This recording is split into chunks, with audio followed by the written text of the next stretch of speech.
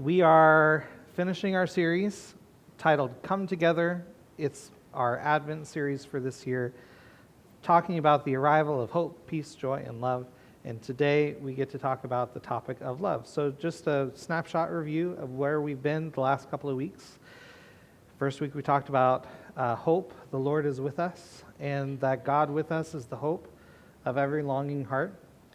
Also, we learned that peace, that Christ offers overcoming peace to weary, worried, worn-out people, and that about sums up everybody at one point or another. And joy, God's way is best even if it doesn't make sense. And in each of those weeks, the first week we talked about Mary and her response to hearing the news, which I love the way that they told that in that video of like, what, are you crazy? I'm not pregnant. Boop. There we go.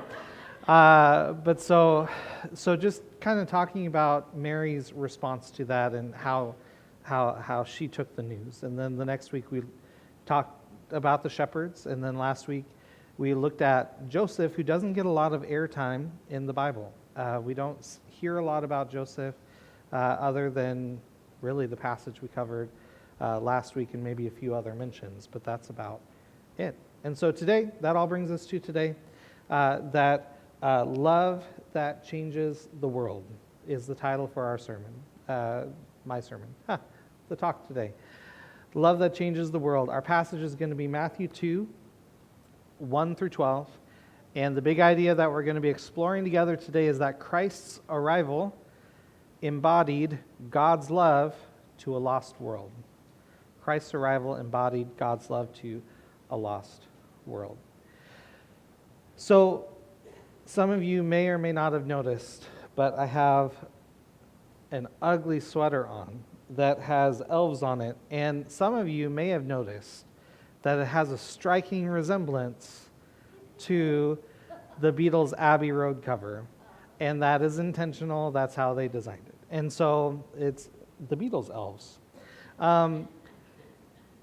There you go. But a couple of years before this album came out, there was this broadcast that happened. It was on, I have it on a sheet here, on June 25th, 1967. It was the first ever worldwide broadcast called Our World. And there were representatives from every single country that did some kind of a thing, everything from woodworking to songs to dancing, all kinds of stuff to represent people's culture from our world. And so for the United Kingdom, if you were around, then you may have seen it, or if you're a Beatles buff, you might have also seen it, that the Beatles got asked to represent Great Britain. Hallelujah. That's what I think. But so for this big broadcast, they chose the song, All You Need Is Love. And it was the first time anybody had ever heard it. It hadn't come out on vinyl yet. They didn't do the singles pre-release like they do on Spotify nowadays. They didn't do any of that kind of promotional marketing. This was in the wild, wild west of the 1960s. And so, but they did this broadcast and they had whatever pre-recorded, basic tracks to it. But they recorded this snapshot of history to where anytime you hear this recording, like the recording for All You Need Is Love from the Beatles, it's this live recording. On down to, at the very end, they're just saying like, love is all you need, love is all you need. And then John Lennon's singing in the background, she loves you, yeah, yeah, yeah. Like, that's on the recording because that's what they did live television. Oh, what if they did stuff like that nowadays? But anyway, I digress, because what was fascinating as a young Beatles buff discovering this for the first time is that they were wanting to figure out, hey, what's a great message we could send out into the world? Because things are kind of rough and tumble out there. What can we do? And so John Lennon had wrote this song at the height of the Vietnam War and different things going on there. All kinds of social and political turmoil going on. I think we know a little bit about that today as well. Maybe not on the same scale, but you get it. And so I think I would submit to you that maybe John Lennon was onto something with his phrase, all you need is love. And the idea that love is all we need. I think he's onto something, but I think sometimes we're tempted to associate, because of our English language and we have just one word for love, but it can mean a whole lot of different things, is that I don't think that what we need is more just kind of flighty, flaky love. I don't think that we need necessarily just brotherly love between each other and, communally, although, let me tell you, because we have some brothers in the front row, we do need some brotherly love and that kind of deal. But we need something that is much bigger and much more lasting, and that is God's love for us. Love that doesn't change, love that is constant. We sang a song just a little bit ago of that from our perspective, knowing what God is getting into, it feels a little reckless that God would love us as much as he actually does. Even though it's absolutely intentional, it's on purpose and all of that, it's like, whoa, God, what are you doing there? And so this is all to introduce the idea that there is, as we celebrate the arrival of Jesus, the arrival of love in the flesh, that this love that we're talking about today is a love that literally changed the world from then on and continues to change the world even today, and even in our lives today. And so, without further ado, let's go ahead and open our Bibles to Matthew chapter 2, beginning in verse 1.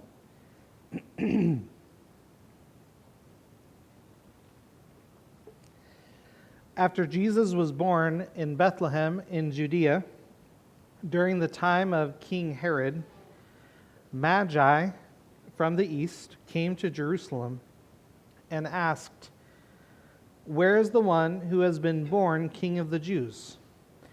We saw his star when it rose and have come to worship him." When King Herod heard this, he was disturbed, and all Jerusalem with him.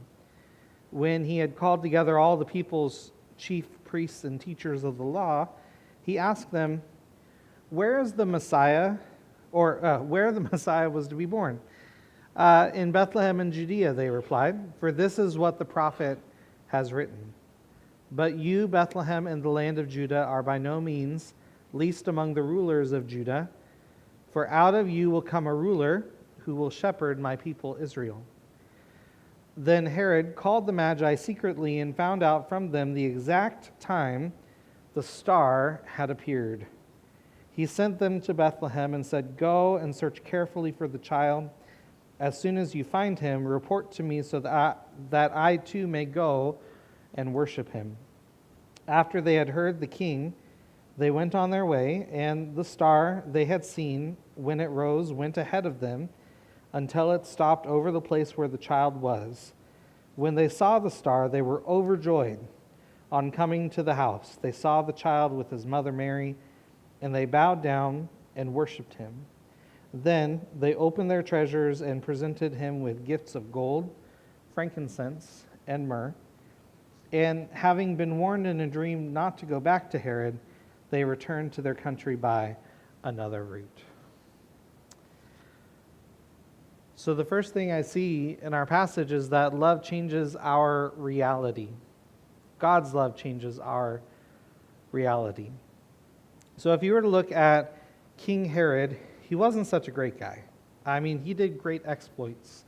Herod and his family, this is the same family that built the megaplex temple that Jesus went to worship at and the disciples went to worship at. It was this Herod who was ruling over the Jewish people and had been installed by the Roman government to do so.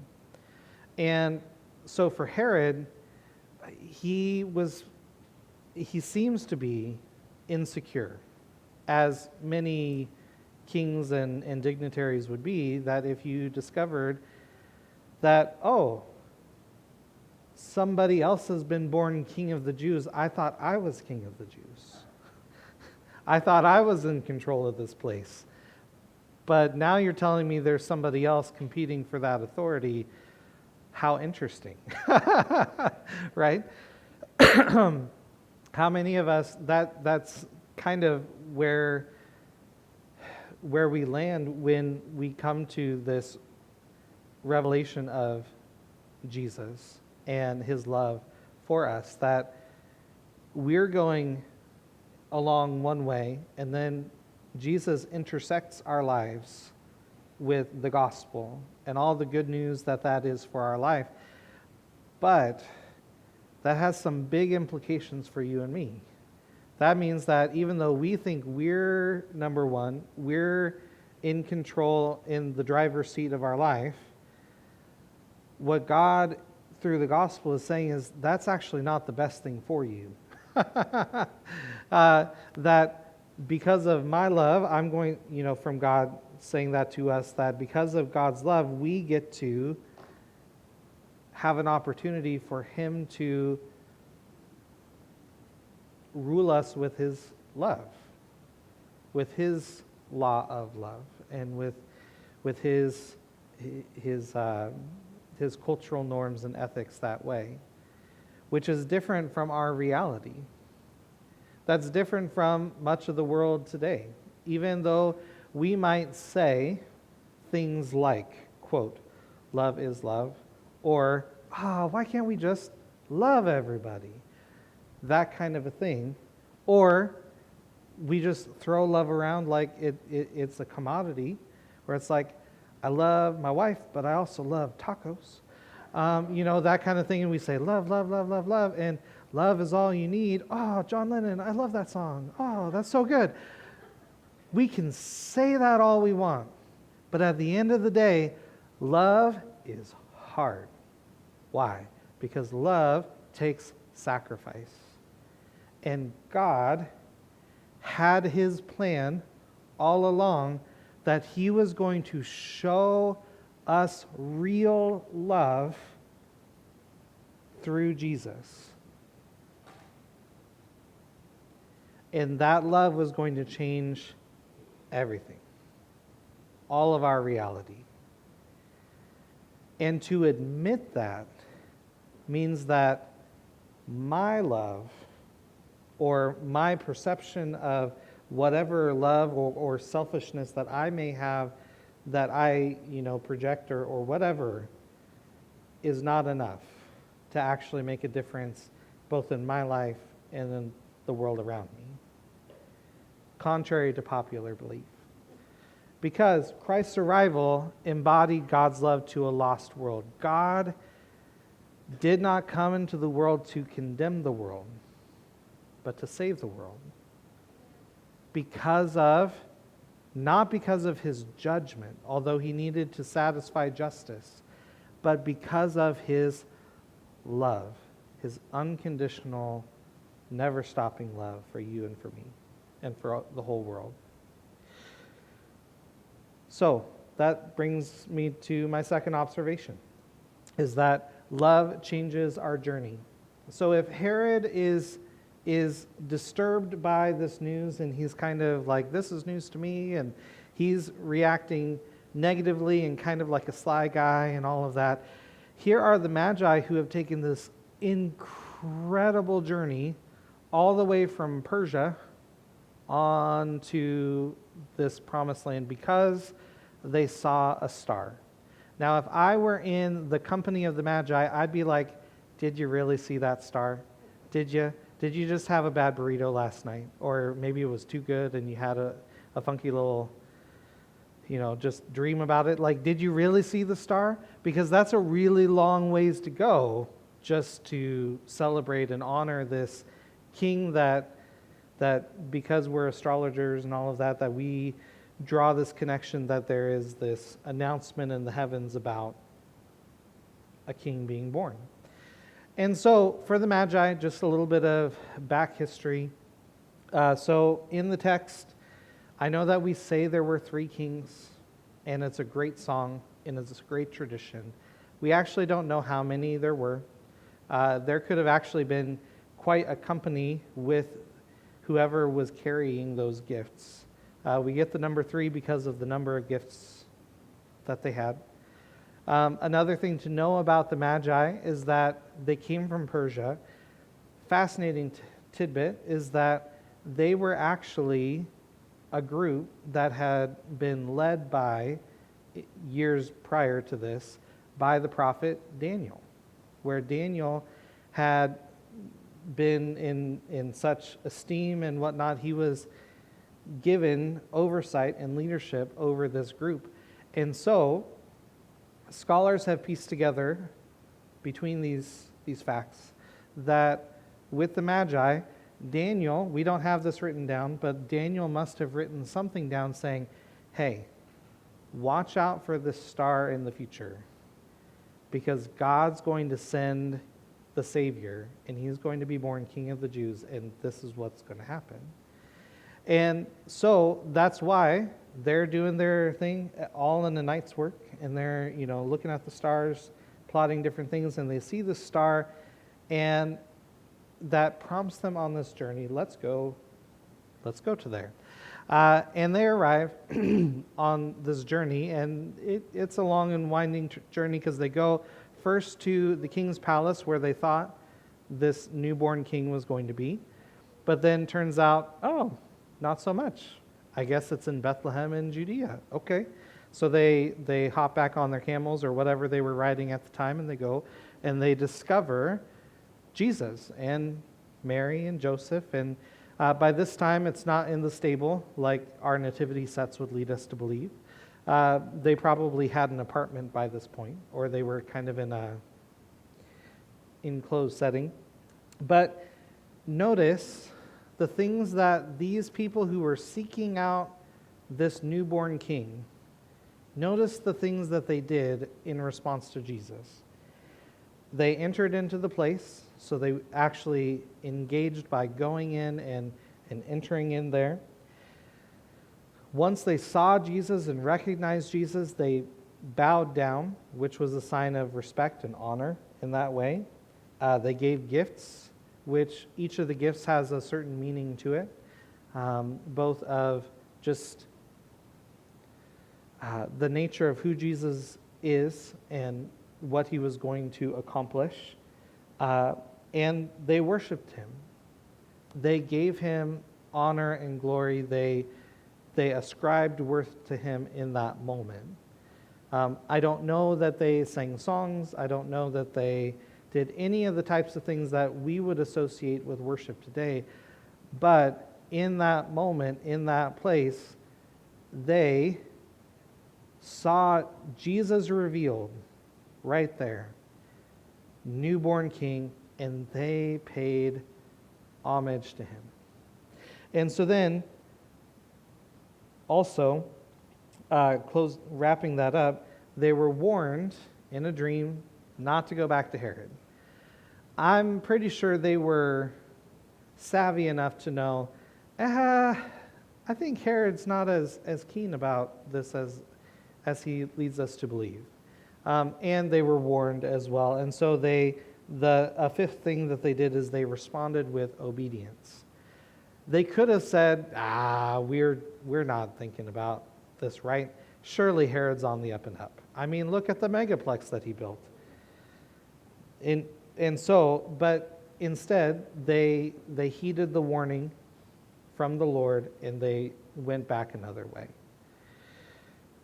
So, with the idea that love changes our journey, that it's not just any kind of ordinary love, it's God's love to us revealed in Jesus. Love changes our journey. We might be going one way, and as soon as that is revealed to us, now we're left with a decision. Are we actually going to let that love change our journey, or are we going to keep going on the path that we were going on? For many of us, if it's your first time discovering the love of God and what Jesus has done in your life, that is a very pivotal moment. Because oftentimes when we're going one way, it's actually going away from God and His will and His way and His good for your life.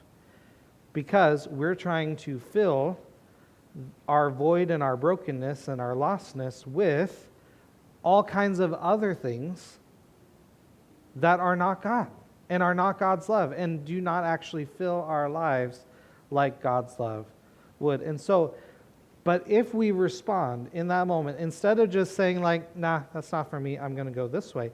If we respond and we say, okay, God, I don't fully understand this. I don't get it. And it bends my mind too much to think all the implications of it. But you say you love me. You say you're here for me, that you want to save me, and that that's based on your love. Okay, cool, check, good to go. I'm going to bank on that now. If that's your choice, that's going to change your journey dramatically. Because then no longer is your life defined by you, but it's defined by God. And the beautiful thing and the tragic thing is that every single one of us are searching. And some of us never find God's love.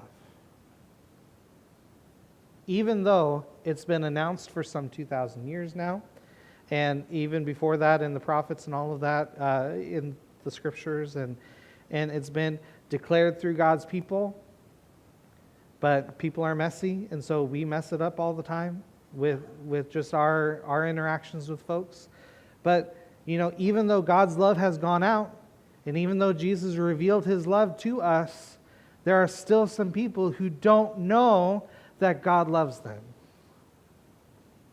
That God's love is actually there for them, is here for them right now through faith in Christ. And so, if love changes our journey, has yours been changed? Has mine been changed? If it has been changed, are we continuing to walk in that change, or kind of like the people of Israel and their glaring example all throughout the Old Testament? Are we looking over our shoulder like, I know that love is all I need, and it's actually God's love is all I need, but what the world has seems so enticing. Are we doing that? I don't know. But Christ's arrival embodied God's love to a lost world because God actually loves us and wants to do something about it. So that brings us to our final observation from the story of the Magi, is that love changes us. So if we were to take just the story as a whole, this snapshot in the life of Jesus and His birth story, we have, on one hand, the response of somebody like Herod, where this is uncomfortable. This is news to me, and I don't like it. That's how Herod responded. You have people like the Magi who, despite maybe many of their flaws, they were searching. And they had this divine revelation through God sending this star that they would pick up on, and they would take that trek all the way. They responded by saying, yeah, I actually want to go check that out more. I want to find out more about this King of the Jews. I want to go and honor and worship Him.